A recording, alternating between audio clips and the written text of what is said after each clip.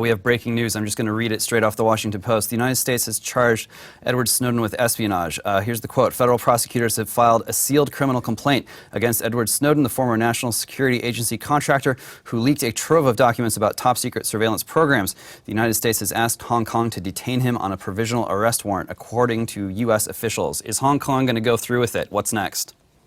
Well, it's interesting to see what's next. Those charges are not unexpected. I think from the moment that this story broke, it was expected that he would be charged with espionage, and we'll have to see, of course, what the next steps are. Incidentally, just earlier today, CNN was reporting that he's been offered a flight to Iceland, not necessarily, of course, that they're willing to take over responsibility for him, but maybe it's more people who are concerned about privacy rights offering to pay for his travel to Iceland to at least meet with individuals over there who might be willing to help and hear his story. Hong Kong, of course, hasn't made any determinations itself, though, as we've seen, he's been on somewhat of a PR campaign there in terms of trying to shore up some support for his case by giving interviews to local papers, talking about why he did what he did, and also revealing that the U.S. government was in fact also spying on Chinese students as well as other government officials.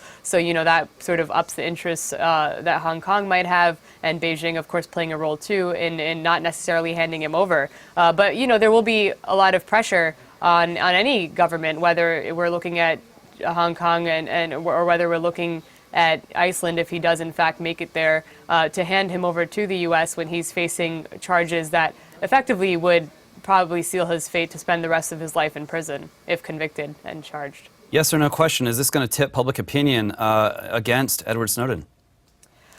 It's interesting. I think that there is a faction of people who have, turned him into a hero and said that his acts have indeed been heroic. He's willing to put everything on the line to get this information out to the public. But the reality is that, as we've talked about on this program too, there hasn't been a lot of outrage over the actual NSA programs themselves and the surveillance. A lot of Americans, more than half, have shown their support for the government to take whatever measures it deems necessary in the name of national security. That's the trend that we've seen as people continue to obsess over the threat of terrorism.